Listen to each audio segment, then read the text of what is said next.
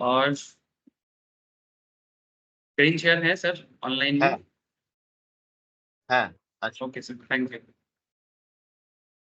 चलो कर लो दर्शन मार्केट का। थोड़ा सा डाउन है। हाँ, और भी चार्ट है। 1 घंटा तो हुआ ही है। मार्केट ओपन होके 1 घंटा तो हो गया ना। हाँ, क्या करेगा तुम? सेलिब्रेट करेगा? इन्वेस्ट करेगा? आखिर थोड़ा सा साइडवेज है, हल्का सा। ओपनिंग गैप अप दिया था, है ना? ओपन गैप अप दिया था, गैप अप देके अच्छा कर, इतना 22,700 में खुला था। जितना पॉजिटिविटी के साथ खुला था उतना पॉजिटिव और रहा नहीं। आई थिंक एफआईआई वापस सेलर बन गया होगा। ठीक है। हाँ, एफआईआई करेगा तो ये जो बड़ा बड़ा अमाउंट बन रहा है ना, इसका मतलब जब एफआईआई का ही या डीआईआई का ही कुछ होता है ना, तो ये बड़ा बड़ा अमाउंट बनाता है। और हम लोग जैसे लोग करते हैं ना, ऐसे छोटा छोटा कैंडल बनता है। वॉल्यूम क्रिएट करना हम लोगों के लिए इतना पॉसिबिलिटीज नहीं होता। हम चाहे कितना भी कर लो, क्योंकि वो लोग एक साथ बहुत सारा करता है। सॉरी, लोग एक साथ बहुत सारा अमाउंट ऑफ शेयर करता है ना, और हम लोग तो हार्डली, किसी के पास 100, किसी के पास 500, कभी 2 10 शेयर, कभी 20 शेयर। वो भी हर कोई एक साथ एग्री भी तो नहीं होता है। अच्छा ठीक है सर, चलो। अच्छा, मैंने आप लोगों को रिसेंटली आज के ग्रुप में मैंने कुछ लिस्ट दिया शेयर को चेक करने के लिए, और जो भी रिसेंट फाइनेंशियल सिनारियो हुआ है उसको आप लोगों को मैं दिया। जैसे आज मैं स्टार्टिंग में ही एक तो कुछ कंपनीज का रिसेंट अर्निंग सिनेरियो भी दिया, फंडामेंटल्स, एज वेल एज एक स्टॉक टू वॉच का भी एरिया दिया सर। स्टॉक टू वॉच में सबसे पहला स्टॉक था, आई थिंक, बजाज फाइनेंस। दिखाई दे रहा है ना sir? Reserve Bank of India lifted restriction on the companies e com and online digital insta EMI card products. एक insta EMI card Bajaj finance का चलता था। इस कार्ड में आरबीआई ने बैन लगा के रखा था। इंस्टा ईएमआई माने इंस्टेंट आपको ईएमआई कन्वर्जन मिल जाएगा, जिसमें कंपनी का फाइनेंस भी हो जाता था, और फाइनेंस के थ्रू से उनका जो इंटरेस्ट इनकम है वो भी अच्छा था। लेकिन ये कार्ड में कुछ कंप्लायंस प्रॉब्लम था। कंप्लायंस माने एज पर आरबीआई गाइडलाइंस, ये भी एक तरह का क्रेडिट कार्ड की तरह ही है। एज पर आरबीआई गाइडलाइन जो रूल्स रेगुलेशंस फॉलो करना था, उसमें कुछ डिस्क्रिपेंसीज मिला था कुछ महीने पहले। तो आरबीआई ने इस पे लगा दिया था बैन। ठीक है, आरबीआई करता है सर। ठीक है, RBI RBI is like a headmaster. ठीक है, थोड़ा सा गलती दिखेगा चाहे कोई भी करे, आपको बहुत कुछ कर सकता है। पेटीएम में क्या किया आप लोगों को पता है, तो बी वेयर ऑफ आरबीआई। ठीक है क्योंकि ये बात बात पे रेस्ट्रिक्शन डाल देता है। ऐसे करना भी चाहिए, है ना? करना भी चाहिए, क्योंकि रेस्ट्रिक्शन डालने से शायद हम लोगों को कभी कभी खराब लगता है कि भाई मेरा इन्वेस्टमेंट था, लॉस हो गया। लेकिन बिजनेस को भी तो एक ऑनेस्टी का मोड लेना चाहिए ना, ताकि वो भी किसी भी तरह का प्रॉब्लम ना करे। ये भी इन्वेस्टर के लिए इम्पोर्टेंट ज्यादा है, क्योंकि आप जिस कंपनी में पैसा लगा रहे हैं वो कंपनी सारा चीज रूल्स रेगुलेशंस फॉलो करके बिजनेस करेगा ना, तो आपका पैसा कंप्लीट तरीके से डूबने का चांसेस नहीं रहेगा। और अगर आप बोलोगे नहीं नहीं, जो भी हो, गिरना नहीं चाहिए, कम, जिस दिन खराब होगा ना, पूरा जीरो कर देगा। उससे अच्छा है कि कंप्लायंस फॉलो करे, रूल्स रेगुलेशंस फॉलो करे, भले ही तुम्हारा प्रॉफिट थोड़ा कम, शॉर्ट टर्म गेन थोड़ा सा कम हो जाए, लेकिन रूल्स रेगुलेशंस फॉलो करके बिजनेस करने से अल्टीमेटली लॉन्ग टर्म में आप लोग ही, यानी आप लोग, हम लोग, सब कोई, as an investors, as a trader, हम लोग के लिए अच्छा है। समझ में आ रहा है? जो भी हो, इसका इम्पैक्ट क्या हुआ बजाज फाइनेंस में देखो। ऐसे आज खुलते ही मोटा मोटी सबने बोला कि sir Bajaj finance, Bajaj finance. चलो देखो कौन सा है रे? ये वाला है ना? बेटा तो बजाज फाइनेंस।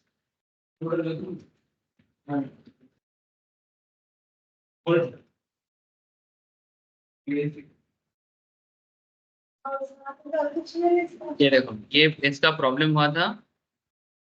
ये देखो 25 अप्रैल में गैप डाउन दिया था, और आज देखो इसका गैप अप दे दिया। ठीक है, आज पूरा गैप अप दे दिया मैंने, 6894 में चल रहा था, पूरा गैप अप देके 7199 पे स्टार्ट ही किया। इसके पहले वाला, सॉरी ये वाला एकदम ठीक है, यहाँ पर स्टार्ट हुआ 7321 पे स्टार्ट हुआ, ठीक है। उसके बाद प्रॉफिट बुक कर रहा है, जो जिसका भी प्रॉफिट हुआ है ना, 7400, ठीक है, जिसका प्रॉफिट हुआ है ना गैप अप में, वो प्रॉफिट बुक कर रहा है, इसीलिए धड़ाधड़ सेल मार रहा है। प्रॉफिट बुक हो गया, अब सेल मार रहा है, इसलिए गैप डाउन जा रहा है, मैंने गैप डाउन नहीं, थोड़ा सा बेयरिश जा रहा है। अच्छा, लिस्ट में और भी कंपनीज का मैं डेटा दे के रखा, जैसे अदानी एनर्जी में the company is in a pact with Vinson project to acquire pointly projects for ₹13 crore का कोई प्रोजेक्ट बना रहा है किसी के साथ मिक्स करके।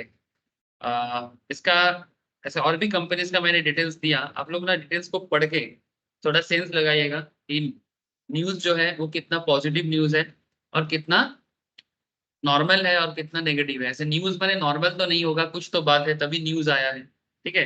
तो उसका क्या क्या फंडामेंटल इम्पैक्ट हुआ है उसका एक डिटेल्स मैंने यहाँ पर देके रखा, ठीक है।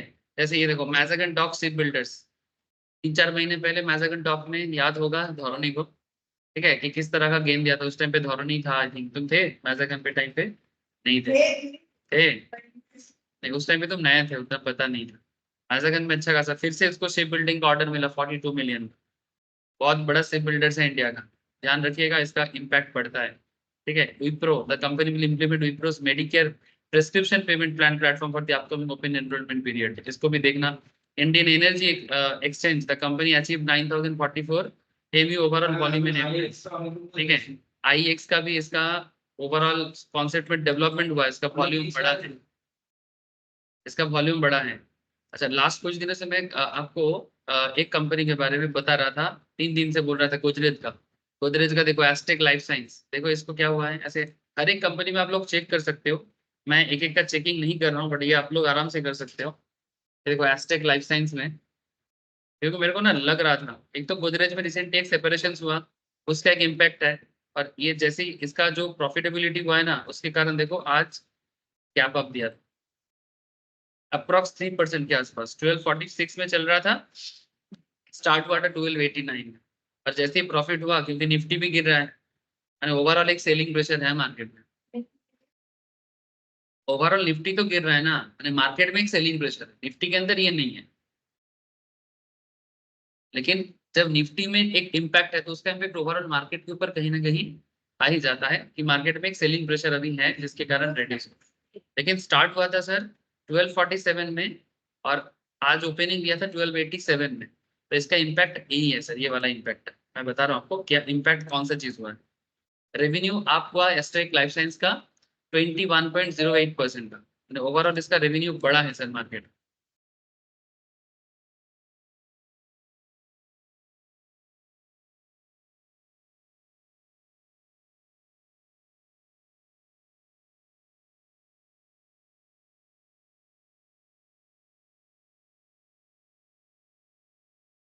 उसके बाद देखो सर, एबिटा, ठीक है, कितना बड़ा, 154 करोड़ वर्सेस 127 करोड़। एस्टिमेशन था, ब्लूमबर्ग एक बहुत फेमस अमेरिकन ऑर्गेनाइजेशन है, उसका और एस्टिमेशन था 154.2 करोड़ होगा, और एस्टिमेशन के हिसाब से ही हुआ है। लास्ट ईयर था, लास्ट क्वार्टर में था 127।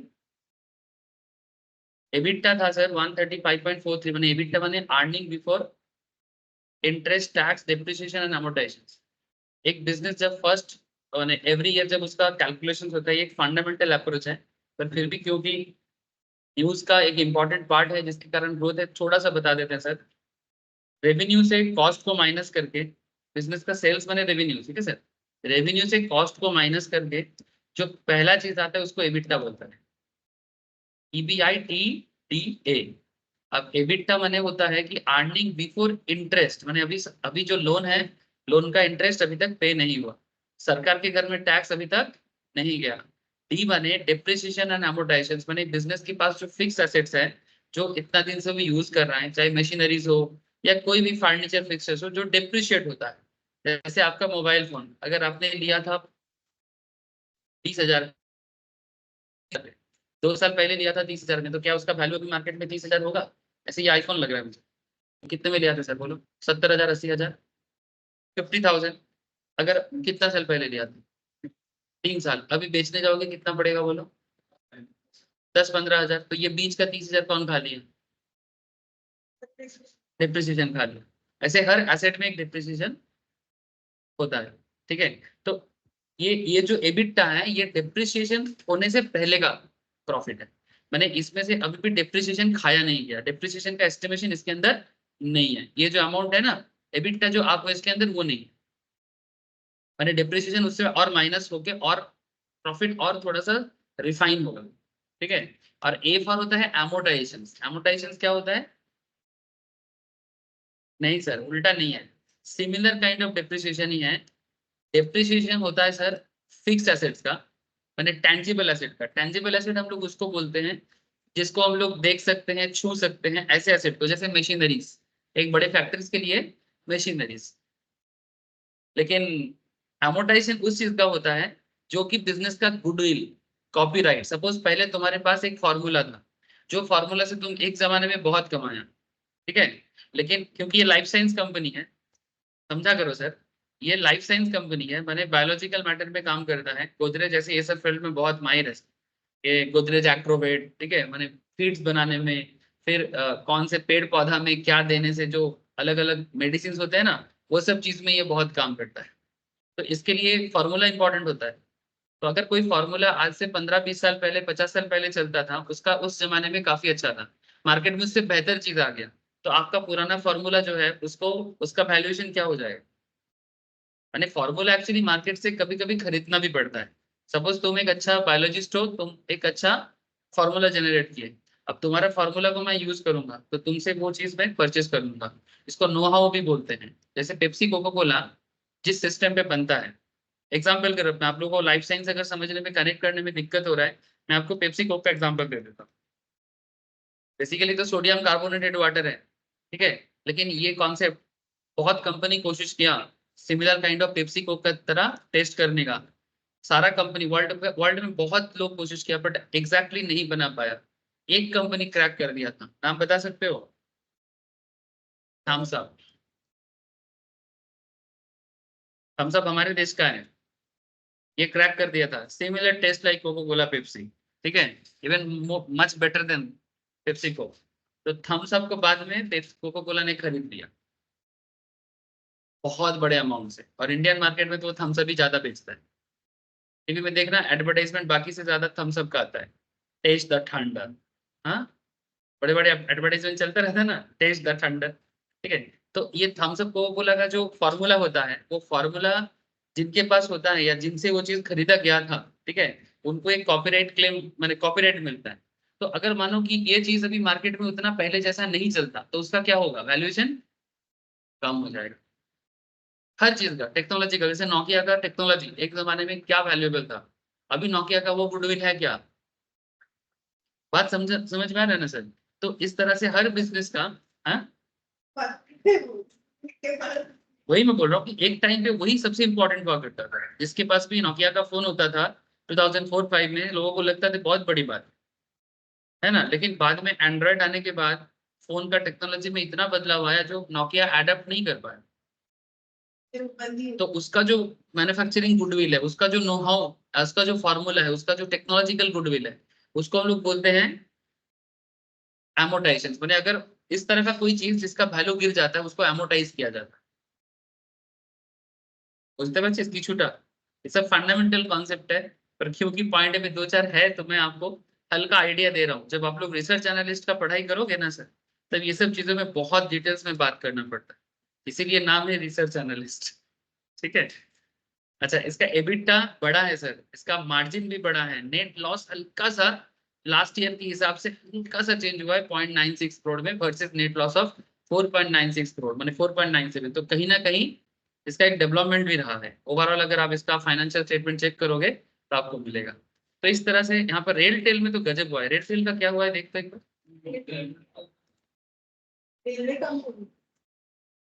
रेलवे का टेलीकम्युनिकेशन का काम करता है।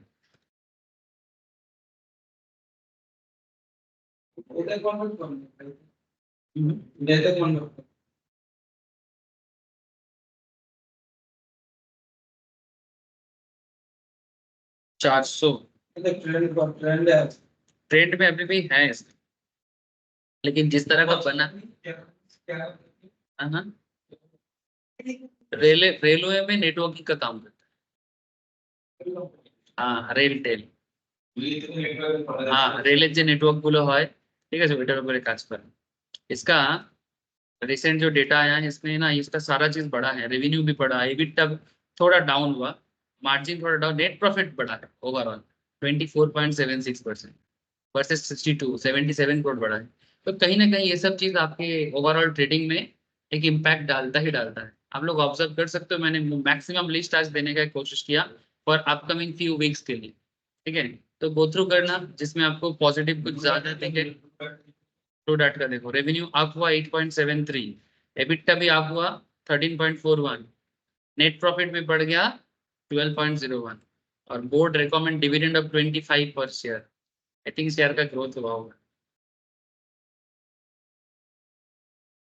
हाँ, लॉजिस्टिक, उसको उसको इसीलिए वो कनेक्ट कर लिया।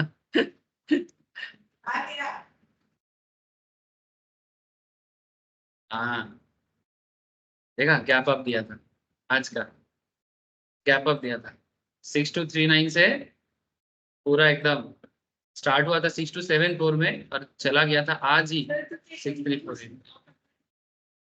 ऑब्वियसली मोटामोटी 7 साढ़े 7 से पहले आप लोगों को ये सब न्यूज कलेक्ट कर लेना चाहिए, रात से हो सके तो रात से ही कलेक्ट करो, क्योंकि बहुत सारे क्वार्टर रिजल्ट रात को, मैंने जैसे आज शाम को भी कुछ न्यूज का क्वार्टर रिजल्ट आ सकता है, तो क्वार्टर रिजल्ट जैसे शाम को आ जाएगा ना, शाम को इवनिंग से उसका इम्पैक्ट आपको रेडी कर लेना चाहिए कि इसमें ऊपर ट्रेड भी कर सकते हो, इन्वेस्टमेंट का भी सोच सकते हो। मैं बेसिकली आपको उस टाइम पे नहीं, मार्केट ओपन होने से भी करो, ओपन ऑफ मार्केट ऑफ रहने से भी आप ऑर्डर जनरेट कर सकते हो उस टाइम पे, जो रेट, हाँ, जो जो जो जिसमें क्लोज,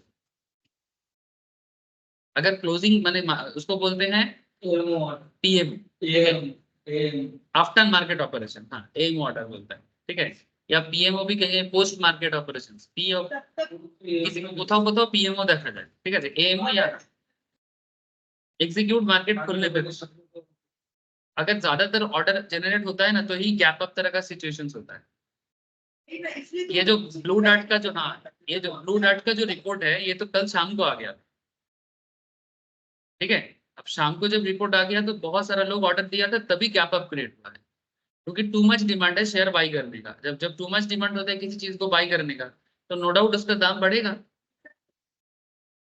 हाँ, सब नॉर्मल मार्केट में, यहाँ कोई ऑप्शन का दाम नहीं। हाँ, इसका भी एक्यूमुलेशन बोल सकते हो आप।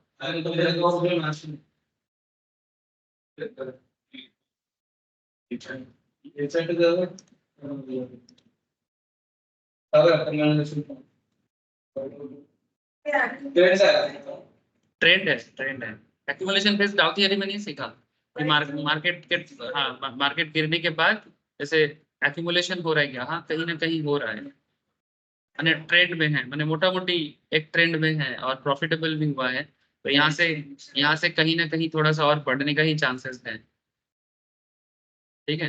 ठीक है, मैं टेक्निकल पे फिर से ये सब बात करूंगा, ठीक है, मैंने क्योंकि आज ऑप्शंस का क्लास है, अब क्योंकि मैंने लिस्ट दिया था तो मैं थोड़ा सा चर्चा किया आप लोगों को, ताकि आप लोग भी थोड़ा कनेक्ट करो, क्योंकि ये सारा इन्फॉर्मेशन काफी इंपॉर्टेंट सोर्स से ही दिया जाता है, और फिर जाके मैं देता हूँ, नहीं तो मैं फालतू सोर्स का चीज, ये इधर उधर का खबर मैं नहीं देता, ठीक है। जब सोर्स का ऑथेंटिकेशन देखता हूँ, फिर जाके मैं उसको खुद थोड़ा सा रीड करता हूँ, और फिर जाके मैं आपको बोलता हूँ कि आप लोग भी देखो, क्योंकि at a moment of time में 15 शेयर और शेयर 1-2 घंटा में तो रीड करना पॉसिबल नहीं है, बट फिर भी क्या है ना, आप लोगों के पास इंफॉर्मेशन पहुंच जाए, फिर आप लोग उस पर काम करो। हो सकता है कि 15 शेयर में से आपको कोई 2 शेयर पसंद आ गया जिसमें आप ट्रेड ले रहे हो, ठीक है, तो उसमें आपको मौका मिलेगा। जैसे बजाज फाइनेंस में तो आज मौका मिलता, मैंने मिलना था ही, ठीक है, क्योंकि कल ग्रुप में सुमित भी बोला था और मैं भी स्टार्टिंग में दिया था। अब जो समझने वाला है समझ जाता है, बस मेरा काम इतना ही है कि आप लोग समझदार बन जाओ, और कुछ नहीं, ठीक है, क्योंकि समझदार बनने से ही काम बनता है सर। चलो कोई बात नहीं, स्टार्ट करते हैं सर ऑप्शन ट्रेडिंग का आज का डिस्कशन, ठीक है। अब मार्केट के क्लास में मार्केट का बात नहीं होगा तो मार्केट बुरा मान जाता है, घरोनी को पसंद नहीं आता। हाँ, रोज टेक्निकल बात करो पसंद नहीं आता, मार्केट का बात करो बोर हो जाता है। जैसे कल का क्लास थोड़ा सा थियोरेटिकल था, पूरा बोर हो। हाँ, कर दो।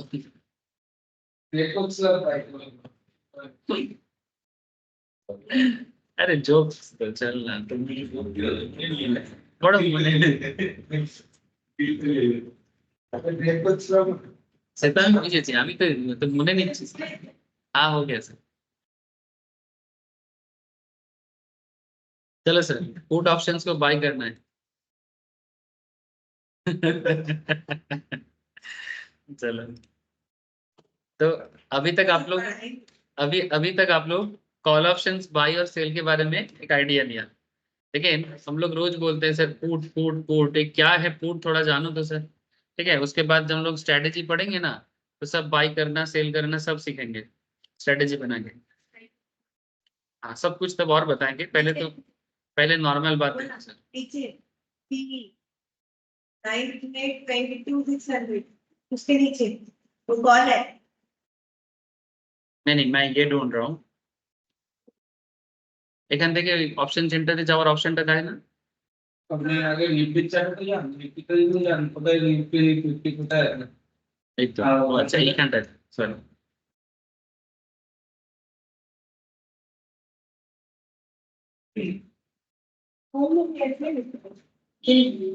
ये देखिए इसमें डायरेक्टली सेंसिबल सॉफ्टवेयर में आ गए सर। सेंसिबल सॉफ्टवेयर में ये कोई भी सॉफ्टवेयर इवन तुम एनएससी का ऑप्शन चेन भी खोलोगे एक ही चीज तुमको दिखेगा सेम मतलब same kind of thing option chain normally ज्यादातर लोग अभी भी जो लोग ओल्ड फैशन है थोड़ा सा मेरी तरह एनएससी ऑप्शन चेन ही खोल के बैठता है। ठीक है ऑप्शन चेन में तुमको तुम अपने हिसाब से चेंज करके कर सकते हो यही है मेन सोर्स। ठीक है दिस इज थिंग यही ज्यादातर चलता है। अब सेंसिबल भी इन्हीं से लेके बनाता है। अब ये देखो निफ्टी का करंट मार्केट प्राइस कहाँ चल रहा है 22,613 समथिंग। ठीक है और इसमें ये देखो ये 10:47 का 2 मिनट पहले का डेटा। हाँ रिलोड करें अभी नहीं होगा तो अभी कम से कम कत मिनट पर चेंज है 5-7 मिनट ऐसा टाइम लगता है। ठीक है अच्छा ये देखो सर अब 22,613 नॉर्मल मार्केट चल रहा है और हम लोग इससे पहले ये वाला कॉल के बारे में बात की सर कॉल का स्ट्राइक चूज करना कॉल बाई करने के पीछे का माइंड सेटअप क्या होता है as well as call sell करने का भी माइंड सेटअप क्या होता है प्रीमियम नॉर्मली एक बेसिक लेवल पे क्या काम करता है। अभी बहुत बात बाकी है क्योंकि प्रीमियम का बढ़ना गिरना। हाँ हाँ बीट क्वांटिटी मैंने ये बीडिंग है मैंने कितना लास्ट बीट हुआ था हमने मिनिमम एक क्वांटिटी बता रहा है कि बीडिंग क्वांटिटी 1000 इसमें तो लोग नॉर्मली करता नहीं क्योंकि इसमें प्रीमियम है ही नहीं। ये देखो ये 50 का था ये 1000 का नहीं है 50 का एलटीडी हाँ लास्ट ट्रेडेड ट्रेंड फिलहाल एलटीपी देखो क्योंकि प्रीमियम देखो धीरे धीरे धीरे धीरे धीरे धीरे जितना मार्केट के पास आओगे प्रीमियम उतना कमता है जितना ऊपर जाएगा आईटीएम में रहेगा उतना प्रीमियम इधर बढ़ रहा है सब बताएंगे रुको और जितना नीचे जाएगा ठीक है जितना नीचे जाएगा उतना देखो प्रीमियम कम हो रहा है। इसका एक बेसिक काम कॉन्सेप्ट है कि प्रीमियम का डिमांड सप्लाई जितना टाइम पीरियड ज्यादा रहेगा जो जितना अचीवेबल हो सकता है उसमें प्रीमियम वैल्यू और ज्यादा कम हो सकता है और जो अनअचीवेबल होता है उसमें कम हो जाता है जो अचीवेबल होता है उसमें बढ़ जाता है। ऐसे वैराइटीज ऑफ रीजंस काम करता है इस this is basically on the basis of demand supply. लेकिन प्रीमियम का बड़ा दूंगा मैं पूरा डिटेल्स बात करूंगा फिलहाल उस पर फोकस मत करो कि नहीं इस तरफ देखना अभी इधर देखना है व्हाइट तो दोनों तरफ है येलो और व्हाइट दोनों तरफ है। जो येलो पार्ट है उसको आईटीएम जोन बोलते हैं क्या बोलते हैं उसको आईटीएम जोन और जो व्हाइट पार्ट है उसको ओटीएम बोलते हैं आउट ऑफ द मनी। जो पेल येलो है हल्का हल्का पीला कलर का उसको बोलते हैं आईटीएम और जो मार्केट के आसपास है उसको बोलते हैं एटीएम। इसका उल्टा हाँ ये उल्टा है पुट ये पुट का है पुट का क्या है पुट का ओटीएम होता है ऊपर बोलो हाँ ये नीचे वाला येलो पुट का है ठीक है वही तो मैं बता रहा हूँ कि ये जो ये साइड वाला जो व्हाइट पार्ट है ये पुट का ओटीएम पार्ट है और ये इसी साइड में जो आपको येलो पार्ट दिख रहा है ये पुट का आईटीएम पार्ट है। बीच में जो मार्केट के आसपास का प्राइस है उसको एटीएम बोलता है इन सिंपल इन इसका भी इम्प्रोवाइजेशन है बट इन सिंपल मतलब इतना। ठीक है अब चलो मैं आपको अभी पहले तो आप ये समझ लो सर कि आखिर पुट में कब जाना चाहिए और क्यों जाना चाहिए। अगर ना जाएंगे तो क्या गलती करेंगे। सपोज आप पुट के बारे में सोचना नहीं चाहते तो क्या गलती हो जाएगा अगर आप पुट के बारे में नहीं सोचते हो।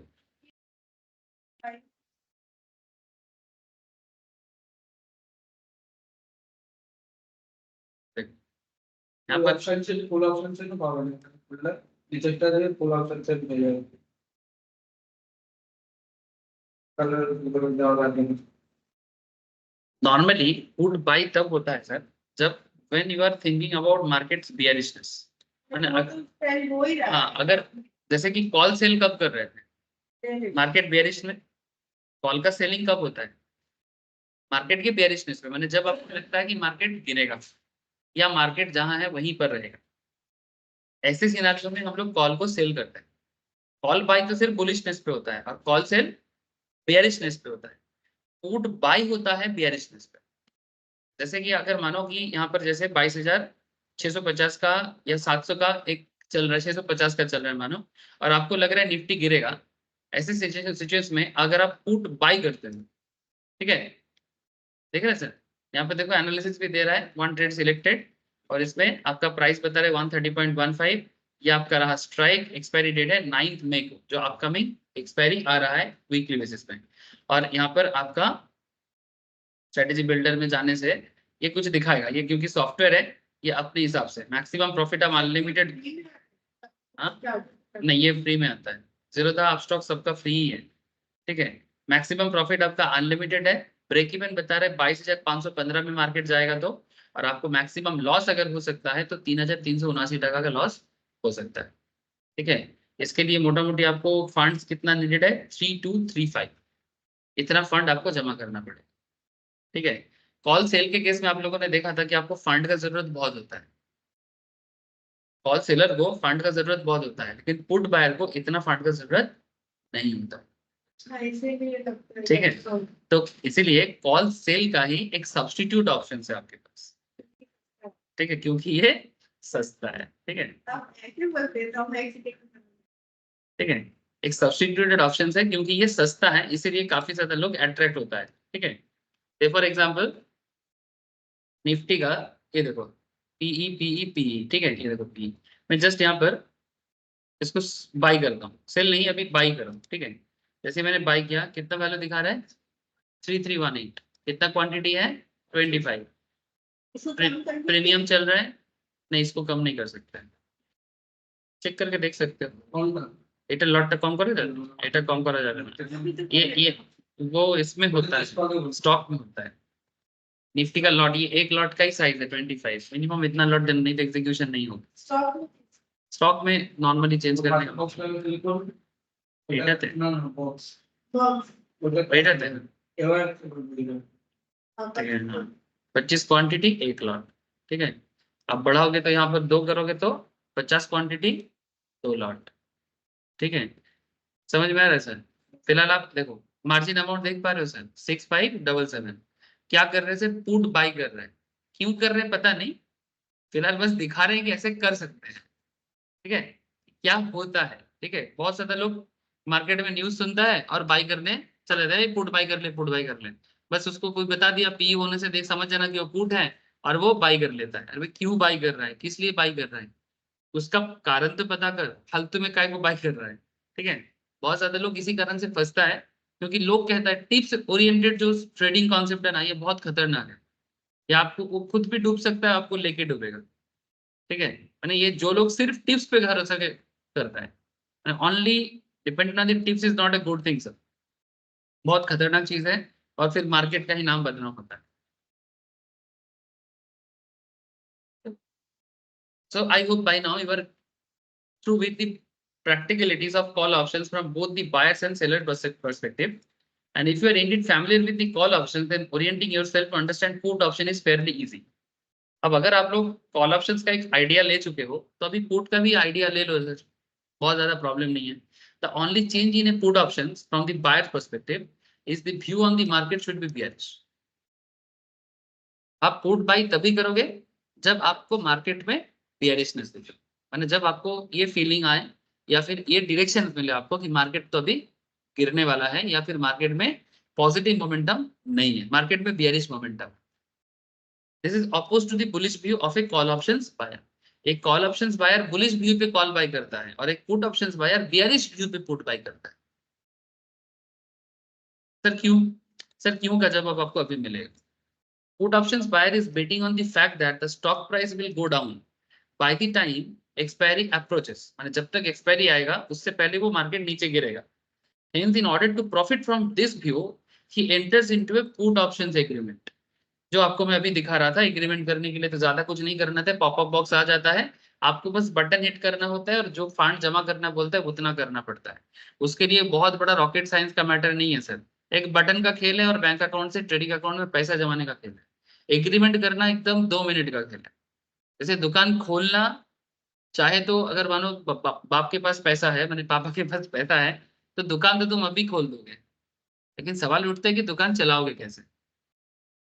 उसके लिए आपको मेहनत करना पड़ता है ना, सर्वे करना पड़ता है, रिसर्च करना पड़ता है, एस्टिमेट करना पड़ता है। इसी चीज के बारे में हम लोगों को क्लास है। बाकी एग्रीमेंट करना इज नॉट अ बिग, है ना। बाई सेल ये बहुत लोग सोचते हैं कि नहीं नहीं हमको, मतलब कुछ लोग ऐसा मानना होता है, मैं देखा हूँ अभी भी, ठीक है, क्योंकि वो ऐप खोलना जानता है। जस्ट एक एग्जाम्पल दे रहा हूँ, क्योंकि वो ऐप खोलना जानता है और वहां पर बाई सेल बटन दबाना जानता है और फंड बैंक अकाउंट से स्टॉक के अकाउंट में डालना जानता है, तो वो समझने लगता है मेरे को तो आता है स्टॉक का सब कुछ। मतलब ठीक है आप ऐप चलाना जानते हो जो बहुत सारे लोग नहीं जानते, दैट्स अ गुड थिंग, लेकिन इसका मतलब ये नहीं कि तुम बस बाई सेल बटन देख पा रहे हो और इसका मतलब तुमको मार्केट समझ में आ गया। এরকম অনেক লোক আছে দেখেছিস তো, হ্যাঁ সবাই তো শুরুতে স্টেজে শুরুতেও থাকে এবং পরে ওটাই মনে করে कि ওটাই সব। ठीक है, शुरू शुरू में तो वैसा है, तो होता ही है, पर वैसा ही रह जाता है। नहीं हमको मार्केट आता है, ये आता है वो आता है, अरे मार्केट क्या है, कुछ नहीं कभी कुछ जाना ही नहीं। मैं ट्रेन में बस में कभी कभी सफर करता हूँ ना, तो मैं लोगों को देखता रहता हूँ, ठीक है, पूरा लाल में लाल होके रखा है, ठीक है, मतलब आंख देखा नहीं जा सकता। हाँ जैसे ही 9:15 होगा, 9 बजे मार्केट मार्केट ऐसे, हाँ ऐसा मार्केट मार्केट करके खोलेगा ना, मेरे को चिंता हो जाता है भाई क्या करें मार्केट ठीक है। फिर जैसे ही मैं देखता हूँ सिचुएशन इज नॉट गुड, बस सुना है खोल लिया। मैं खराब नहीं बोल रहा हूँ चीजों को, बट मेरा कहने का मतलब है कि आपको बहुत जानना जरूरी है। इतना सारा चीज पढ़ने के बाद भी आप लोग देखिएगा कि आप लोग को अभी भी लगता है अभी भी कुछ चीज बाकी रह गया। हम लोग इतना रिगोरस पढ़ाई कर रहे हैं, फिर भी आप देखोगे कि आपको ऐसा लग रहा है कि और जाने और जाने, पता नहीं और कहाँ जाने। The put option buyer is betting on the fact that stock price will go down. By the time expiry approaches, in order to profit from this view, he enters into a put option agreement. In a put option agreement, the buyer of the put options can buy the right to sell. Call options buyer, buyer को हमेशा ना right to buy या right to sell मिलता है। Call selling के time पे याद करो, जब कोई कॉल सेलर था तो क्या उसको राइट टू सेल मिलता था? राइट तो सिर्फ बायर के पास ही था, याद करें सर, कॉल ऑप्शंस बाइंग माने, हाँ नहीं इसमें क्या बोल रहे हैं ना, क्योंकि आप यहाँ पर पुट बाई करते हो, पुट बाई करते हो ना, तो ये वाला राइट आपको रहेगा। यही चीज यहाँ पर आपको बेसिकली समझना है। The put option buyer is betting on the fact that the stock price will go down and by the time expiry approaches, hence in order to profit from this view, he enters into a put option agreement. And in a put option agreement, the buyer of the put options can buy the right to sell. वो क्या खरीद रहा है? Right to cell खरीद रहा है of a stock price और strike price. Don't worry, अभी समझ में आया, irrespective of where the underlying stock is trading at. अब इस चीज को समझने के लिए कुछ एग्जांपल्स का जरूरत है, जो अभी आपको मैं प्रैक्टिकल एग्जांपल के थ्रू से बताता हूँ। Remember this generality, whatever the buyer of the options anticipates, the seller anticipate the exact opposite. जब भी कोई ऑप्शंस का बायर जो सोचता है, सेलर ठीक उसका उल्टा ही सोचता है। ये हर केस में होता है, चाहे कॉल हो या पुट। पुट बायर जो सोचता है, पुट सेलर ठीक उसका उल्टा सोचता है। कॉल बायर जो सोचता है, कॉल सेलर ठीक उसका उल्टा सोचता है, क्योंकि different point of view he market को मार्केट बनाता है। अगर सबका पॉइंट ऑफ व्यू एक होता तो कभी मार्केट ही ना होता। समझ रहे सर? तो देयरफॉर ए मार्केट एग्जिस्ट, यही बताना चाहते हैं, मार्केट का existence because of the opposite point of view. हर कोई एक तरह नहीं सोच सकता, तुम कितना भी कोशिश करो ना नहीं सोचा पाओ। After all, if everyone expects the same, a market can never exist. So if the put options buyer expects the market to go down by expiry, then put option seller would expect the market to go up or stay flat. होता ही है, कितना भी कोशिश कर ले, हर कोई BJP supporter हो नहीं सकता। रहेगा, कांग्रेस का रहेगा, दीदी का भी रहेगा, सबका मार्केट रहेगा, क्योंकि ये पॉलिटिकल मार्केट है, रहेगा। सिमिलर चीज यहाँ पर भी होता है, ठीक है। हम लोग जो लोग थोड़ा बहुत बीजेपी को सपोर्ट करते हैं, हम लोग को लगता है हर कोई बीजेपी को ही वोट दे दे भाई, लेकिन ये हो नहीं सकता, लॉजिकली सोचो। उसके बाद चलो छोड़ो यार, बच्चा लोग स्कूल से निकल रहे हैं। ये put option buy right to sell, तो पुट ऑप्शन बाय करने के टाइम पे आपको क्या मिल रहा है, right to sell the underline to the put options writer at a predetermined price. Put options writer को आप क्या दाम पे सेल करोगे, उसका राइट आप खरीद रहे हो पुट बाय करें। सर ऐसा कैसे होता है? स्ट्राइक प्राइस क्या होता है आपको पता है? This means the put option seller upon expiry will have to buy if the put options buyer is selling.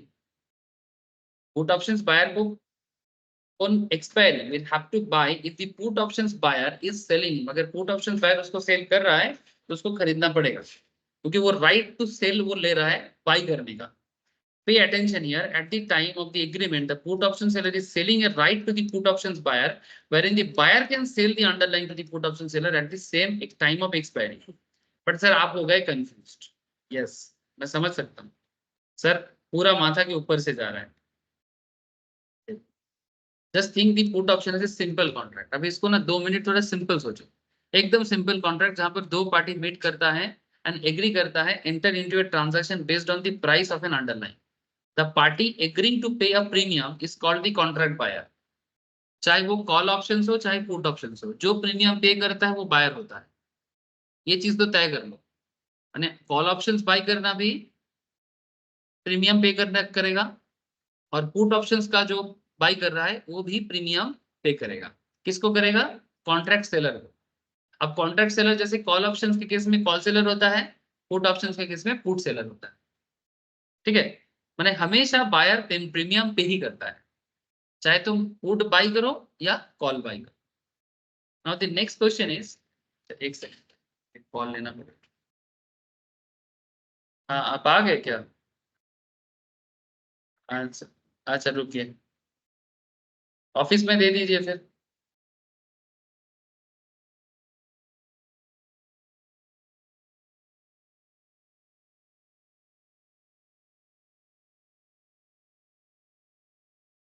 एक सेकंड होल्ड करो ना सर।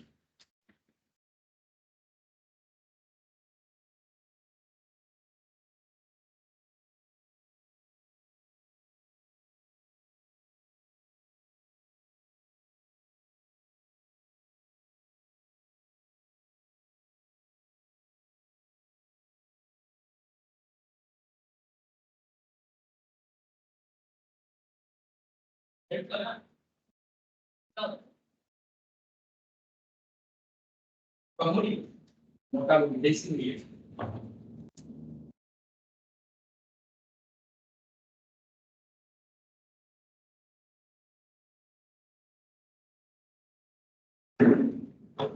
बाजार में नहीं मिलता है सर।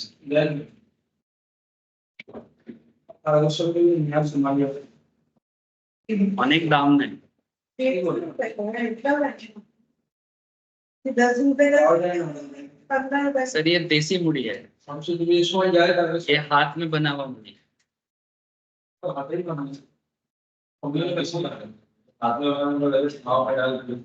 हाथे बनाना मुड़ी हुई, जो रास्ते में मिलता है उसमें यूरिया रहता है, जो दुकान में बिकता है। এটা একটা মুড়িওয়ালা আছে, দমদম ক্যান্টনমেন্ট থেকে আসে। আমি এর কাছে মুড়ি খাচ্ছি কমসে কম 7-8 বছর ধরে। আমি বাজারের মুড়ি খাই না, আমি বাজারের মুড়ি খাই না। মোটামুটি তুমি যদি বলো আমি এর থেকে নিয়ে তোমাকে একদিন 500 দেওয়া, যদি তুমি ভালোবাসা নিতে পারো। আর তুমি যদি মনে করো হ্যাঁ, না আমার 2 প্যাকেট আছে, তুমি যদি মনে করো 1 প্যাকেট নিতে পারো।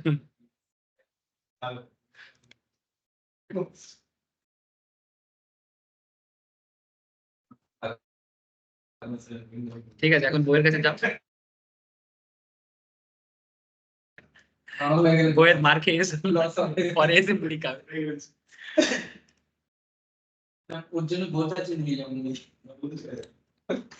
नहीं, मुड़ी बहुत अच्छा खाना है सर। तुम्हारा कभी भी तबीयत खराब लगा ना, तुम रास्ते का मुड़ी खाओगे तो वो और प्रॉब्लम करेगा, बिकॉज उसमें यूरिया होता है, और यूरिया एक सार होता है सर, जो केमिकल्स है, उसको दे के मुड़ी को फुला। हाँ, मतलब जो रोड पे जो पैकेट मुड़ी मिलता है ना, जो दुकान दुकान में, हाँ वो सब केमिकलाइज्ड है। उसको तुम वो झाल मुड़ी में ठीक है, बट हम लोग इसको पानी वानी डाल के भी पीते हैं, और मुड़ी का जो पानी होता है वो सलाइन का तरह काम करता है। हाँ, वो गल जाएगा तो मुड़ी, ठीक है, तुम उसका पानी को पियोगे ना, तुमको अगर मानो प्रॉब्लम हो रहा है, ठीक है, ये सिटी के लोगों को पता नहीं है। तुम्हारा मानो तबीयत खराब लग रहा है ना, तुम सारा दिन ये वो क्या खाओगे, तुम मुड़ी में पानी डाल के थोड़ा सा चीनी दे सकते हो, ना भी दे सकते हो, हाँ गलेगा, लेकिन वो पानी पियोगे ना तो तुमको एकदम क्लींसिंग कर देगा, तुम्हारा जो प्रॉब्लम है ना, वॉमिट हो रहा है या एसिडिटी हो रहा है, ठीक कर देगा। तब नेचुरल चीजें हैं सर, खाना भी खा लो साथ में, नेचुरली ठीक भी हो जाए। चलो छोड़ो, ये सब बिहारी स्टाइल है, सिटी ड्वेलर्स को समझ में, ये सब मुड़ी उड़ी खाना, ठीक है, ये सब बिहारी स्टाइल है, गांव का स्टाइल। अरे शहर का लोग झाल मुड़ी वो फैंसी स्टाइल में खाते हैं, ठीक है, हम लोग इस तरह ऐसा कटोरा लेके, हम लोग गांव साइड में ना, हम लोग बड़े बड़े ना, कटोरा लेके मुड़ी डाल के चॉप डाल के आलू से तो डाल के खाते हैं, ठीक है, तो ये सब बिहारी स्टाइल। तुम लोग ब्रेड खा के स्कूल जाते थे, हम लोग मुड़ी खा के स्कूल जाते थे, there is a difference. There is a difference, ठीक है, यही शहर और गांव का डिफरेंस है।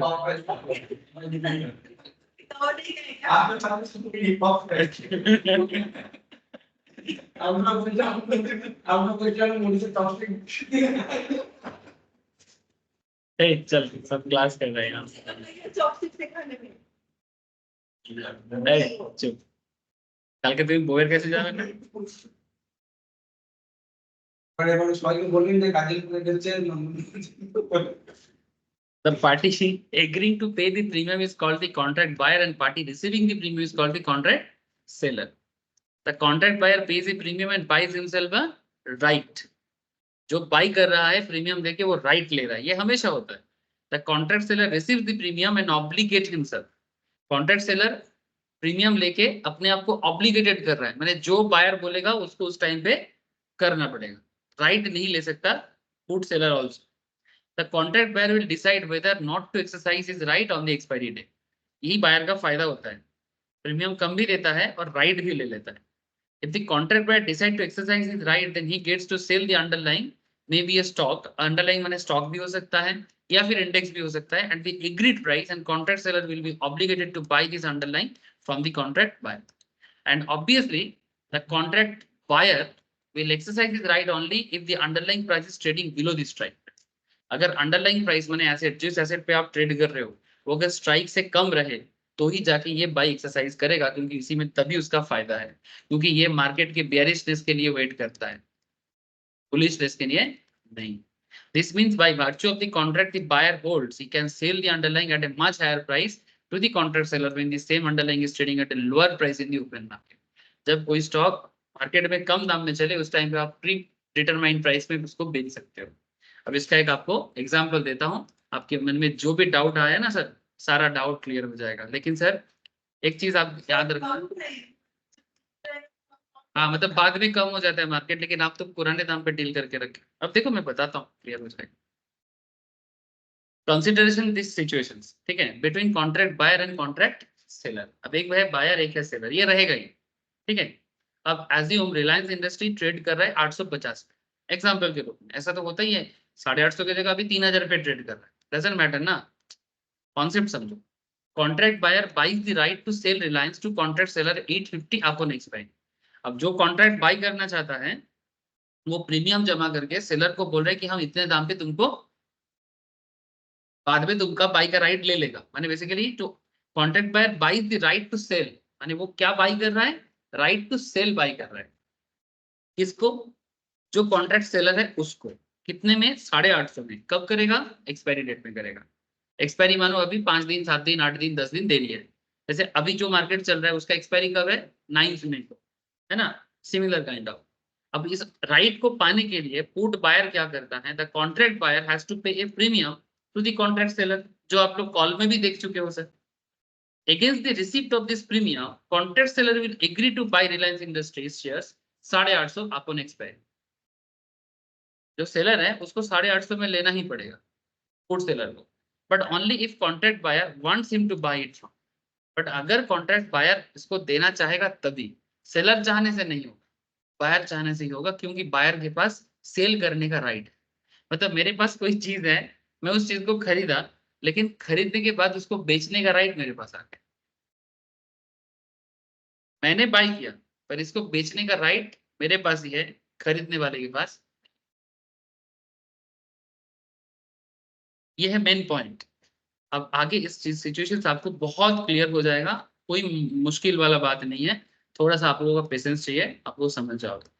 फॉर एग्जाम्पल, अपन एक्सपायरी रिलायंस इज एट 820। अब मानो ये पूरा घटना 850 से 7 दिन लग गया, 7 डेज, ठीक है, या 3 डेज, कुछ भी हो सकता है। मोटा मोटी मार्केट में 2 दिन, 3 दिन, 4 दिन, 5 दिन तो चलता ही है मार्केट में। ऑप्शन मार्केट तो 1 महीना तक चलता है ना? तो मैं यहाँ पर कम से कम 7 दिन लिया एग्जाम्पल के रूप।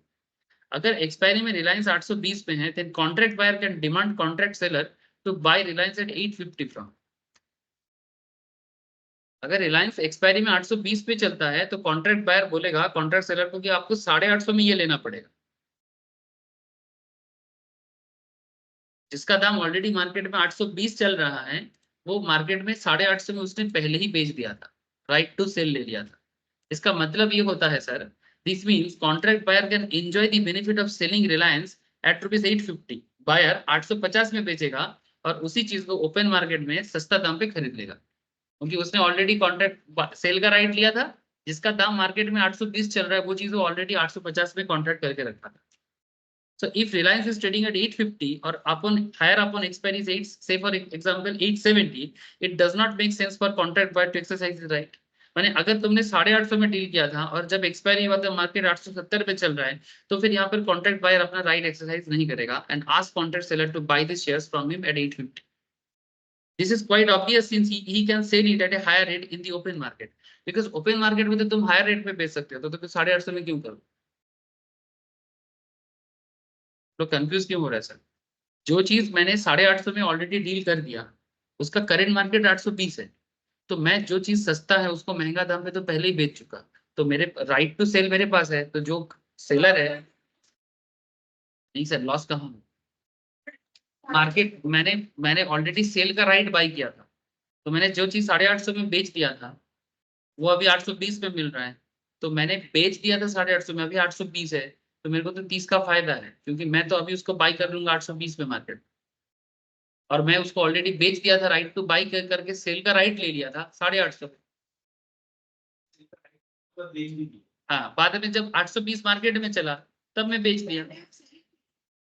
पहले राइट टू बाई सेल किया मैंने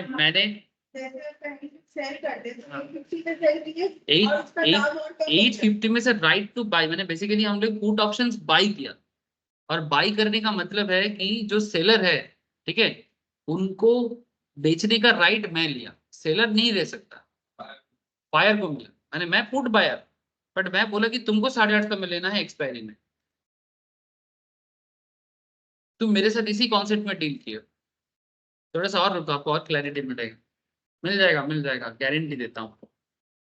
लेकिन यहाँ पर 2 केस बन गया सर, एक 820 बने 850 का जो केस बना था उसमें एक 820 सिचुएशंस भी हो सकता है, और एक ऑपोजिट सिनेरियो में जहां पर मार्केट उल्टा चला गया। देखो सर, आप क्या चाहते हो? मैं आपको स्टार्टिंग में एक बात बोला कि आप पुट बाई तब करोगे when you are bearish. Reliance का शेयर 850 चल रहा था, 850 से शेयर 820 पे आया, तो आप बेयरिश थे तो मार्केट बियर हुआ, तो बेयरिश होने पे ही आपको फायदा है। लेकिन अगर 850 का शेयर 870 में जाएगा तो ये बुलिश हो जाएगा और ऐसे सिचुएशंस में पुट बायर को फायदा नहीं है, क्योंकि जो चीज तुमने 850 में बेचा वो चीज तो अभी मार्केट में 770 में चल रहा है। तो 870 में तुम अगर खरीदोगे, जो 850 का तुमने ऑलरेडी डील कर दिया था, तो तुम्हारे लिए तो लॉस हो जाएगा, क्योंकि तुमने अभी तुमको 870 में बाई करना पड़ेगा, तुमने तो सस्ता में बेच दिया था। अब कॉन्ट्रैक्ट सेलर यहाँ पर देखो, an agreement of this short where one obtains the right to sell the assets upon expiry is called put options. Expiry में अगर तुम राइट टू सेल लेते हो, राइट टू सेल याद करना सर, कॉल सेलिंग के टाइम पे right to cell किसी को नहीं मिलता था, वहां पर राइट टू बाई मतलब जो कॉल बायर होता था उसी को बेसिकली एक्सपायरी में कॉल लेने का मौका मिलता था। यहाँ पर चीज थोड़ा उल्टा हो रहा है, तुम पुट, क्योंकि यहाँ पर पुट का बायर हो और राइट टू सेल मिलता है and underlying asset upon expiry, ये इसको बोलते हैं पुट ऑप्शंस। तो contract seller will be obligated to buy Reliance at 850 from contract buyer. तो जो सेलर होगा उसको पुट बायर से 850 में लेना पड़ेगा, because he has sold Reliance 850 put options to the contract buyer, क्योंकि उसी दाम पे बेचा और मार्केट में 820 में चलेगा तो आपको फायदा हो जाएगा। अब इस चीज को मैं और क्लैरिटी देता हूं आपको, यहाँ पर अभी एक पुट ऑप्शन बायर का केस बनाऊंगा तो आपको पूरा मिलेगा। If you are still confused, it is right as I am certain you develop more clarity. देखो 3 पॉइंट है। The buyer of put option is bearish about the underlying asset। पहला बात, रिलायंस 850 में चल रहा था, आपका मन बोल रहा था डिडक्शन की 820 825 में जाएगा, ये होना जरूरी है। पहला बात तो ये क्लियर करो। Second thing, the buyer of the put option has the right to sell the underlying asset upon expiry at the strike price। जो स्ट्राइक में हुआ था उसी स्ट्राइक में वो सेल कर पाएगा। अगर 850 स्ट्राइक था तो 850 स्ट्राइक में ही होगा। And the seller of the put option is obligated,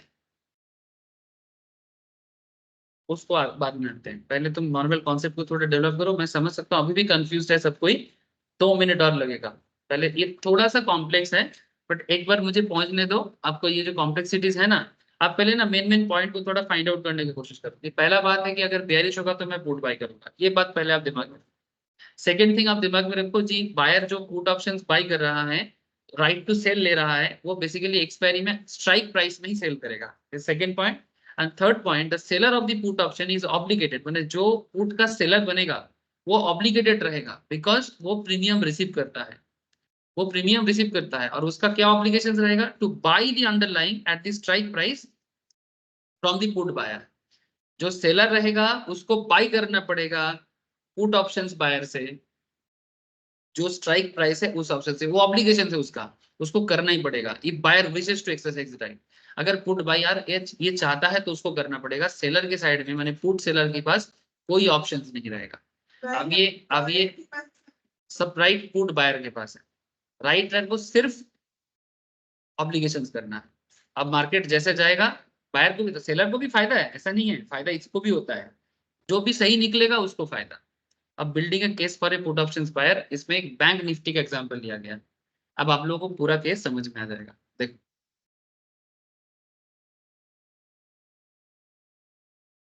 let us build a practical case to understand the put options better. We will first deal with put options from the buyer's perspective and then proceed to understand put options to seller's perspective. क्योंकि सिर्फ by समझने में इतना झमेला हो रहा है, एक साथ दोनों खिचड़ी पकेगा, इसलिए अच्छा है कि पहले बायर को क्या फायदा या क्या लॉस है वो समझो, उसके बाद धीरे धीरे सेलर साइड में बात करेंगे। ठीक है, ये 8 अप्रैल का एक चार्ट है 2015 का। चाहे चार्ट कभी का भी हो, आप कॉन्सेप्ट देखो। मार्केट बैंक निफ्टी कभी 47, 48, 49 में जा रहा है, यहाँ पर बैंक निफ्टी चल रहा था 18417 पे। ठीक है, 18,417 का बैंक निफ्टी का इंडेक्स चल रहा था, और ये मार्केट में एक अच्छा खासा वॉल्यूम भी जनरेट किया था। और यहाँ पर देखो मार्केट में एक बेयरिशनेस क्रिएट हुआ अराउंड फ्रॉम दिस एरिया, माने अप्रोक्स 18,700-800 से ये मार्केट देखो नीचे गिरा है। ये एरो देख रहे हैं ना सर आप? ठीक है, तो कहीं ना कहीं बैंक निफ्टी बियरिश है, ये तो होता ही है मार्केट में, कभी निफ्टी बुलिश होता है कभी बियरिश होता है। तो हम लोग यहाँ पर कौन है सर? हम लोग यहाँ पर पुट बायर है, और पुट बाई कब करना चाहिए? जब मार्केट में बियरिशनेस हो। ये कॉन्सेप्ट पहले क्लियर करो। ठीक है, ये पहला कॉन्सेप्ट है कि हम लोग तभी बाई करेंगे जब मार्केट बियरिश हो। ठीक है, तो some thoughts. Bank Nifty trading कर रहा था 18,417 2 days ago bank Nifty tested इस रेजिस्टेंस लेवल 18,550 पे, वो रेजिस्टेंस था, मैंने मैक्सिमम गया था उस लेवल तक, फिर वहां से वापस नीचे आ गया, जो यहाँ पर हॉरिजॉन्टल लाइन पे दिखाया गया। ये देखो, ये जो लाइन है ना, ये रेजिस्टेंस जोन है, माने इस पर्टिकुलर पॉइंट से बैंक निफ्टी बार बार नीचे आया है लेटेस्ट। ये देखो, specially in a very short term concept में, ये देखो इस पॉइंट में नीचे आया था ना, ये एरिया से नीचे आया था, फिर इसी एरिया से फिर से नीचे आ गया। ये देखो यहाँ पर पहले पहले भी मार्केट इसके बाद ना, इसे देखो यहाँ पर भी नीचे आया था। ठीक है, ये सिचुएशंस में बार बार मार्केट टेस्टेड जोन में आ जाता है, तो ये जगह बन जाता है रेजिस्टेंस जोन। माने इसके ऊपर बैंक निफ्टी बहुत देर ठहर नहीं पाता। ठीक है, तो जब अपना रेजिस्टेंस जोन में कोई चीज ठहरना नहीं पा रहा है, इसका मतलब क्या कि मार्केट में इतना भी बैंकिंग स्टॉक में बुलिशनेस नहीं है, इसलिए वो मैक्सिमम पॉइंट पे जाके वापस आ जाता है।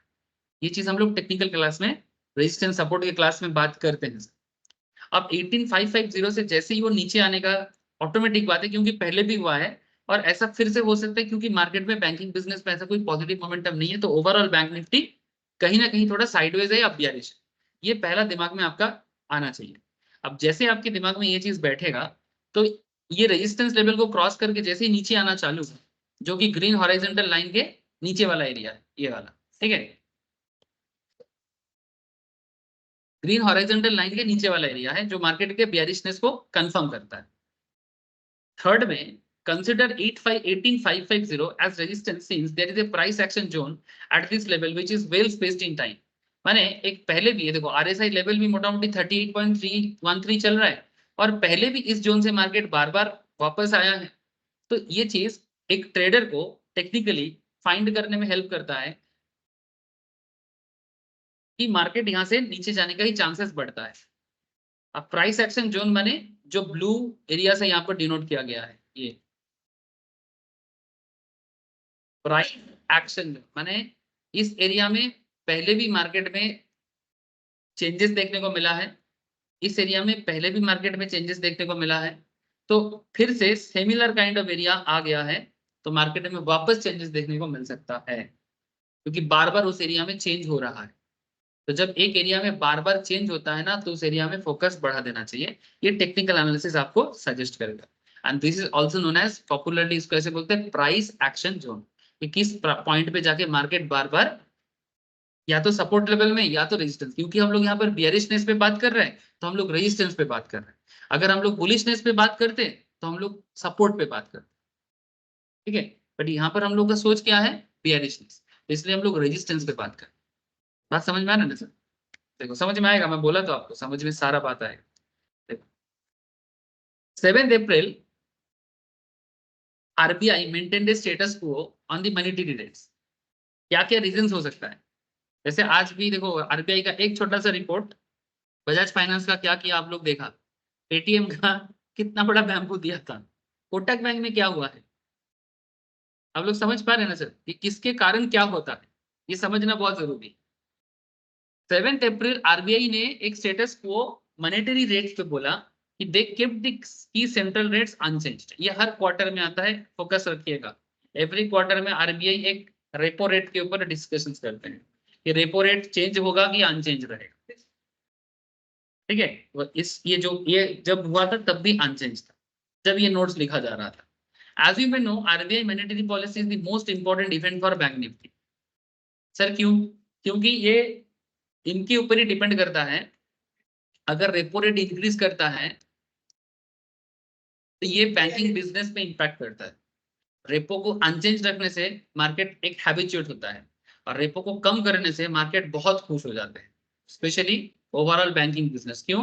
लोगों के हाथ में पैसा ज्यादा आता है। जब रेपो बढ़ाने का मतलब होता है कि आरबीआई का चार्ज बढ़ जाता है, और आरबीआई का चार्ज बढ़ने का मतलब ये होता है कि कॉमर्शियल बैंक अपने पास कम पैसा रख पाएगा बिजनेस करने के लिए, आरबीआई को ज्यादा रखना पड़ेगा, आरबीआई के पास उनको ज्यादा रखना पड़ेगा या इंटरेस्ट ज्यादा देना पड़ेगा आरबीआई। तो जब कॉमर्शियल बैंक के हाथ में पैसा ज्यादा होगा, वो मार्केट में ज्यादा पैसा डिस्ट्रीब्यूट कर पाएगा, जो उनका मेन बिजनेस है, और लोगों के हाथ में पैसा जाने से बैंक को भी एक्स्ट्रा अर्निंग का सुविधा मिल सकता है। लेकिन अगर रेपो कंट्रोल करना चाहेगा, ऐसे क्यों करते हैं, to control the inflation etcetera. तो अगर गवर्नमेंट चाहते हैं कि नहीं हम मॉनेटरी पॉलिसी को इंक्रीज करेंगे, रेपो को बढ़ा देंगे, तो लोगों के हाथ में पैसा कम जाएगा, बैंक का भी बिजनेस में इंपैक्ट पड़ता है। इन सिंपल ये मतलब है। अभी मैं और ज्यादा डाइवर मैंने बेसिकली एक्सप्लेनेशन पे नहीं जाना चाह रहा हूँ। तो इन सिंपल इस तरह का एक न्यूज मार्केट में एक नेगेटिव चेंज, मैंने मार्केट सोच रहा था कि मे बी रेपो कम कर सकता है, कट कर सकता है, बट ऐसा कुछ नहीं हुआ। Hence, in the backdrop of technical resistance, the lack of any fundamental trigger, banks may not be in flavor of the season in the market. माने बैंक के बिजनेस पे अभी कोई फ्लेवर नहीं मिल रहा है। ठीक है, आपको हर बार ना हर साल या हर 2 साल में बैंक में बिजनेस में एक फ्लेवर मिलता है कि भाई ये टाइम है, भाई चलो बैंकिंग स्टॉक लेते हैं, ऐसा एक मिलता है, स्पेशली जब ये आरबीआई का डिसीजंस वगैरह आता है। तो for this reason I have bearish bias towards the bank Nifty. तो कहीं ना कहीं जब मैं बैंक निफ्टी में ट्रेड करने जा रहा हूँ तो मेरे अंदर एक बियरिश बायसनेस काम कर रहा है। However, shorting future may be a bit risky as the overall market is bullish. यानी अगर मैं चाहता तो फ्यूचर को भी सेल कर सकता था, बट क्योंकि ओवरऑल मार्केट बुलिश है तो and it is the only banking sector which is lacking last year. माने बेसिकली ओवरऑल मार्केट बुलिश है लेकिन सिर्फ बैंक में ही बेयरिशनेस है। तो अगर मैं फ्यूचर शॉर्ट करूं तो शायद इतना प्रॉब्लम में भी मैं आ सकता हूं। इससे अच्छा है कि मैं क्या करूंगा, पुट बाय करूंगा। तो under circumstances such as this employing an option is best, hence buying a put options on the bank nifty may make sense. Put options buy करना मार्केट बेयरिशनेस पे मेरे लिए सबसे बेहतरीन एक ऑप्शन हो सकता है। Remember when you buy a put options you benefit when underlying goes down. बार बार यही चीज बोल रहा हूं मैं आपको कि जब अंडरलाइंग माने एसेट, जिस एसेट पे आप ट्रेड कर रहे हो, जैसे अभी आप बैंक निफ्टी में कर रहे हो तो बैंक निफ्टी हुआ आपका अंडरलाइंग एसेट। कर सकते हैं सर, बट फिलहाल 2 मिनट के लिए साइड करो ना। कॉल सेल में आपको बहुत प्रीमियम लगता है ना, ठीक है, यस कर सकते हैं। सेम साइकोलॉजी पे आप कॉल सेल भी कर सकते हैं, ठीक है, कर सकते हैं।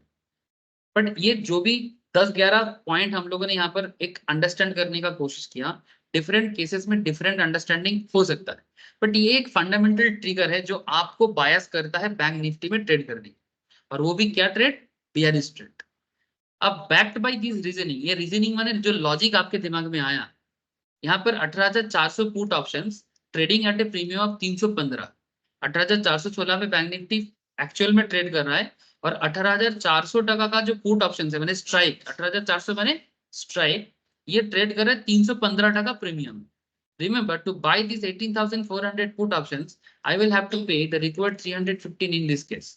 माने अगर आपको 18,400 का स्ट्राइक लेना है तो आपको पे करना होगा 315 टका premium, and the same will be received by the put option seller.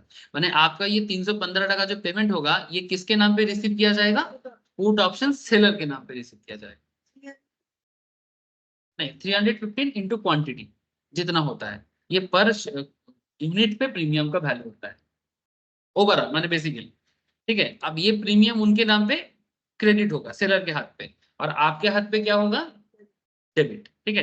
अब ऐसे सिनारियो में ये देखो ऑप्शन चेंज, जैसे आपको मैं दिखाता हूँ इसमें एक, सर आपको बोलोगे सर 18,400 ही क्यों ले रहे हो, 300 भी तो ले सकते हो। हाँ सर ले सकते हैं, हर चीज किया जा सकता है, चेंज भी किया जा सकता है, बट पहले नॉर्मल चीज को समझो, पहले नॉर्मल चीज को समझो, फिर धीरे धीरे एक्स्ट्राऑर्डिनरी चीज को भी बात करेंगे। तो 18,400 में जब प्रीमियम है 315, ठीक है, ये आपका करेंट फोकस है। Of course having put option is a quite simple, the easiest way to call your broker, ask him to buy the put options। ज्यादातर काम क्या होता है कि अगर आपके पास टाइम नहीं है, जो पुराने स्टाइल में करते हैं वो ब्रोकर को फोन करते हैं और करते हैं। आज के डेट में आप लोगों के पास ऐप है, आप ऐप के थ्रू से करते हो। Now assuming bank Nifty 18,400 put options, I would be interesting to oversee the PL behavior of the put options upon expiry। जो आपके मन में तब से चल रहा है, सर सब कुछ ठीक है पर प्रॉफिट लॉस का हिसाब बता दो। इतना सारा बात समझने का जरूरत नहीं है, रोकड़ा कैसे मिल रहा है वो बता दो। सर आ गए उस पर्टिकुलर पॉइंट पे। In this process, we can even make a few generalizations about the behavior of the put options PL। अब पुट ऑप्शंस पीएल में आपको फायदा कैसे हो सकता है, इसका एक बहुत सिंपल तरीका मैं आपको बताता हूं। अब थोड़ा सा 5 मिनट फोकस करो।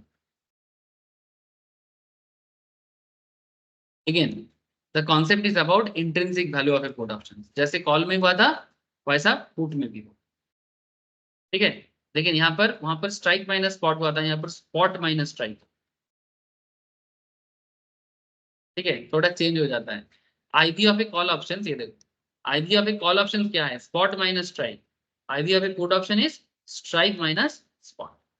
ये थोड़ा कंफ्यूज होता है लोग, मैं भी कभी कभी हो जाता हूँ, आप लोग इस चीज को प्लीज ध्यान में रखिएगा। कॉल ऑप्शंस में स्पॉट से स्ट्राइक को माइनस करना पड़ता है और पुट ऑप्शंस में स्ट्राइक से स्पॉट को माइनस करना पड़ता है। तो हम लोग यहाँ पर कौन सा माइनस करेंगे, स्ट्राइक से स्पॉट को माइनस करेंगे। हाँ ले लो, हम लोग क्या माइनस करेंगे, स्ट्राइक से स्पॉट को माइनस करेंगे। अब I want you to remember an important aspect here with respect to intrinsic value of an options. Consider the following timeline. अब ये timeline कैसे काम करेगा, अब ये timeline कैसे काम करेगा, देखो intrinsic value is calculation is different during the series when compared to the calculation on the expiry date. Day 1, day 2, day 15 expiry होगा, मानो 15-20 दिन बाकी है, 15 to 20 डेज बाकी है आपका एक्सपायरी में। जैसे अभी जो 3 तारीख चल रहा है, 9 तारीख, 7 दिन, 6 दिन बाकी है। सिमिलरली यहाँ पर एक सीरीज बताया जा रहा है कि मानो 15 डेज टू एक्सपायर है, तो 15 डेज टू एक्सपायरी है और आप क्या करोगे, तो formula to calculate the intrinsic value of an option that we have just looked at is applicable only on the day of the expiry. However, the calculation of intrinsic value of an option is different during the series. Of course, we'll understand how to calculate the intrinsic value of an option during expiry. But for now, हम लोग just simple calculations करेंगे क्योंकि इसमें time value का भी एक matter आता है, बाद में बात करते हैं। PL behavior. Put options of the back of our mind. Let us work towards building a table which would be help us identifying how much money, कितना पैसा कमाएंगे। Buyer Bank Nifty 8400 put options. Make under the various possible spot value changes of Bank Nifty. अब मानो spot market में bank Nifty अलग अलग दाम पे क्लोज हो सकता है। सर कितने दाम पे क्लोज होगा, देखो हम लोग क्या थे सर, बियरिश थे कि बुलिश थे, पहले बताऊंगा। हम लोग बियरिश थे, तो 18,400 मेरा स्ट्राइक था, याद है ना सर, जब मार्केट मोटा मोटी 18,416 में चल रहा था। अंडरलाइन, हेलो, अंडरलाइन 18,400 में चल रहा था और 18,400 हमने स्ट्राइक चूज किया था, पुट बाय किया था।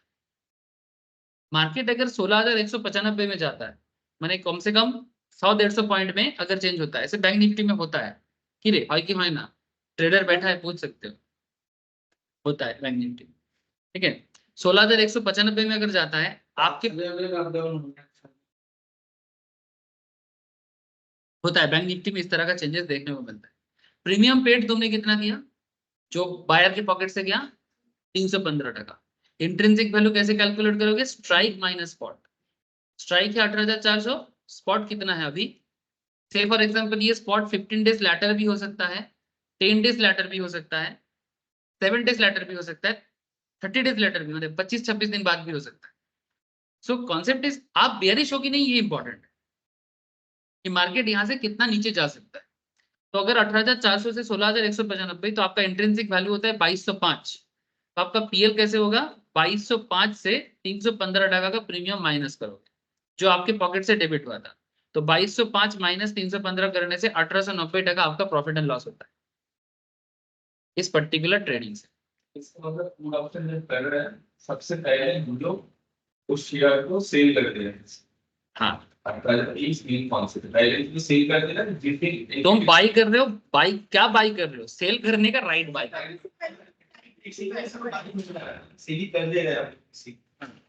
सेल करने का राइट बाई कर, আর যখন মার্কেট পড়ছে তখন उस डेट पे 18,400 किसने वो चीज खरीद लिया खरीद लिया already for that reason we are having this amount 18,400 exactly. और नीचे आके उसने हम तो क्वांटिटी उसने खरीद देना अपने से जो different amount that is my profit before इससे कैलकुलेशन होगा ना, पहले कैलकुलेशन मतलब तुम एक काम करते, मतलब तुम बेसिकली जब स्ट्रेटेजी ले रहे हो तो तुमको तुम एक बार खुद एक बार करके देख लो कि मेरा क्या हो सकता है, फिर तो बाई सेल होगा ना। मतलब देखो ये बेसिकली करने से पहले एक बजट बना लेना चाहिए कि मेरा क्या क्या सिनेरियो हो सकता है। आली को शायद थोड़ा तकलीफ हो रहा है, हाँ सर, अभी ये हम लोग तभी प्रॉफिटेबल पॉइंट में आ गए। अब मैं फिर से एक बार आपको रिपीट करता हूँ, हम लोग जो पुट लिए थे सर वो 18,400 का था स्ट्राइक, ठीक है, मार्केट चल रहा था 18,416 टका में। अब कॉन्सेप्ट एकदम सिंपल है कि आप पुट क्या हो सर, बायर हो, आप 18,400 का पुट बाई कर रहे हो, मैंने राइट टू सेल ले रहे हो, उल्टा साइड में सेलर है, आपने जो बाई लिया प्रीमियम पे किया उसके लिए 315 टका, और ये जो राइट टू सेल आपने ले लिया ना बाई करके, वो सेलर को खरीदना ही पड़ेगा अपॉन एक्सपायरी। अगर पूरा एक्सपायरी तक आप होल्ड करते हो सर, बीच में निकल भी सकते हैं, वो प्रीमियम के वैल्यूएशन पे निकलना अलग चीज हो गया, बट आप मेन कॉन्ट्रैक्ट को समझो।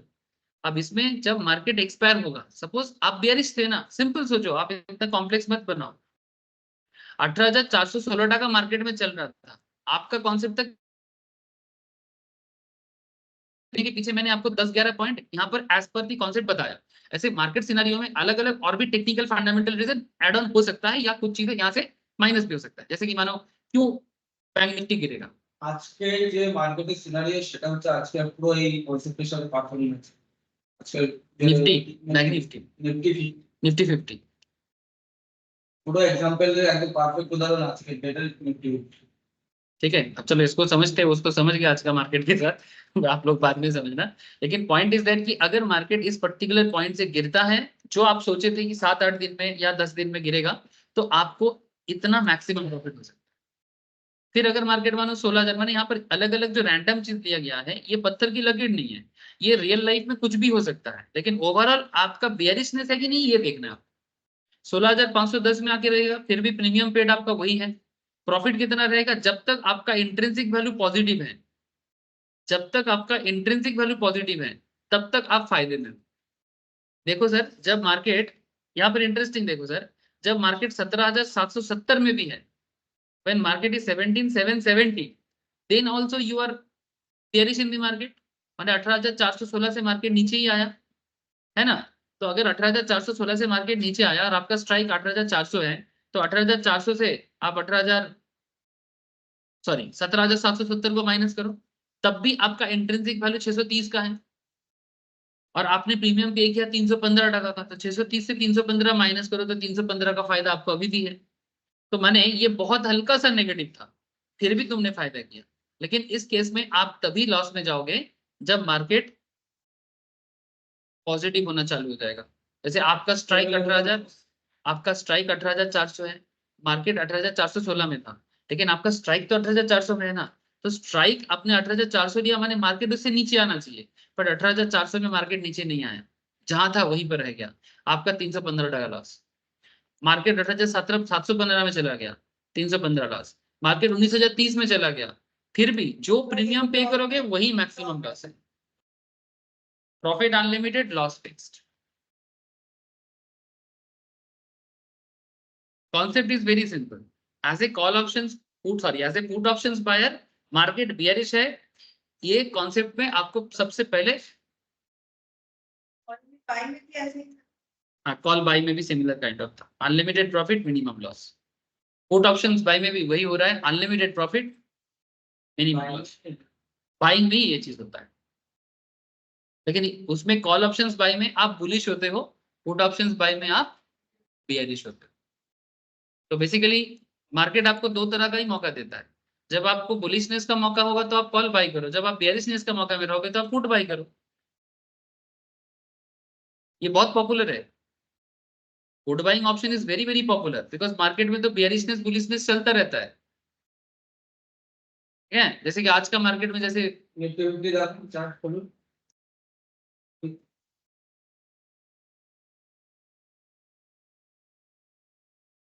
এটা বলছিস, না না अच्छा ও নরমাল বলছিস। এই চার্টে এবার 15 মিনিটে করুন, 15 মিনিট তখন শুরু হয় মার্কেট, তখন ওই পজিটিভ সাইন ছিল না, সবাই ভাবছিল আজকে উপরে যাবে মার্কেট যাবে, আর সেখান থেকে যে সেলিং করেছে আজকে এটা जैसे तुम मार्केट को रीड कर, जैसे यहाँ पर गैप अप ओपनिंग दिया था, मार्केट थोड़ा एक्सपेक्टेशन था, लेकिन उसके बाद एफआईआई डीआई ने सोचा कि नहीं, बहुत प्रॉफिटेबल सिचुएशंस में चला गया, इतना नहीं होना चाहिए था, मार्केट पूरा नेगेटिव में ही चला गया। और ये चीज सिचुएशन जैसे ही एक ट्रेडर समझ लेता है, तो उस सिचुएशंस में उसको पुट बाय करना बेस्ट होता है।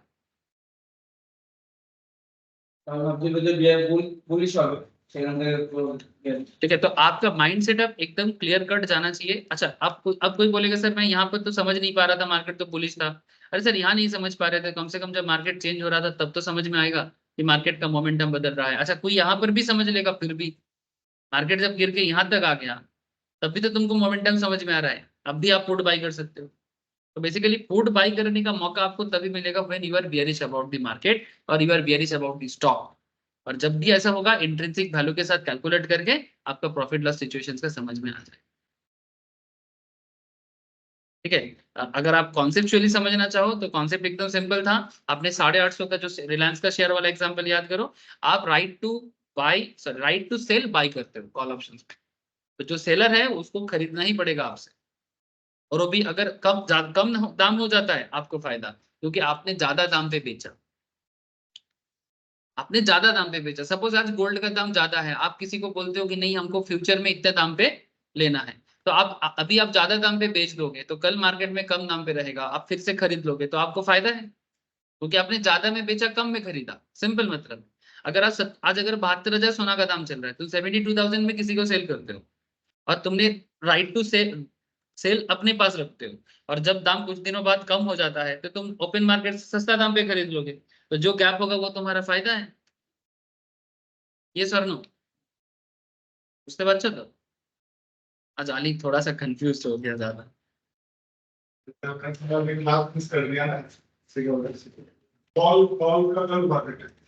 पुट मैंने आज ही स्टार्ट किया, पुट के बारे में पहले बात नहीं किया।